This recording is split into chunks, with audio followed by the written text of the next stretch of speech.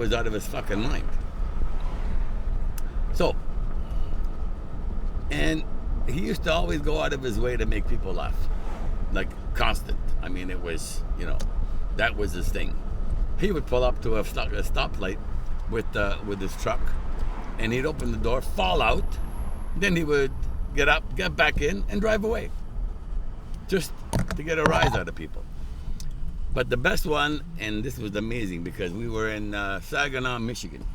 I'll never forget this because he got deported by the FBI. And this is a true story. Of course, we used to always stay at cheap places because he was a fucking cheapskate, the motherfucker. And what he used to do is always, we'd be playing, we'd have to drive half an hour to the gig because he would find the cheapest fucking motel or hotel we could stay at. And this one place we stayed at in Saginaw, Michigan, it was a real, old hotel. Anyway, it had doors that were, there was almost 6 inches of space underneath it. So, in one of these rooms, there was this old wino, an alcoholic guy, I guess, an old guy, and he used to. So Frank, I shouldn't have said his name. I edited that out. But anyway, the singer decides to make friends with him. And, of course, in his infinite wisdom, he had to pull something on this guy. So what's he do? He decides that he's going to get a treasure map. I mean, how would you think of something like this? A treasure map. And he figures that, he'll get the guy. I'm going to pull over up here, so just hang on. Anyway, he figures that this treasure map is gonna basically. And I mean, we didn't know what was going on, but he snuck into his room and he had this map made out, and he stuck it under the old carpet.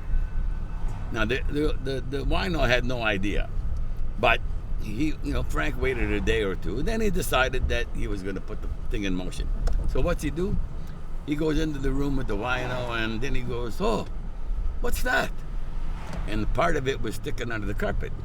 So he decides that he was going to basically, and the wino found the map.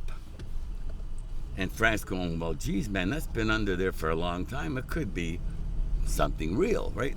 So this poor wino was going and going and going, and he figures that there's something there. So, Frank basically had him believing that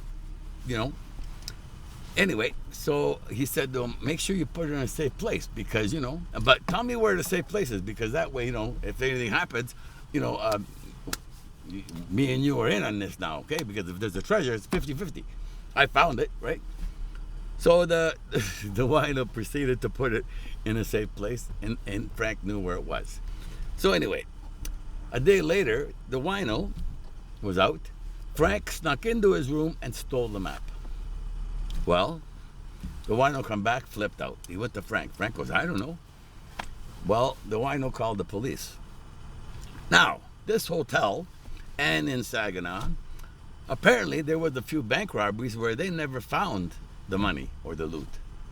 So now they're thinking that maybe this map was a real map and that there was, well, holy fucking shit. Okay, the police, next thing you know, FBI show up because there was some unsolved robberies.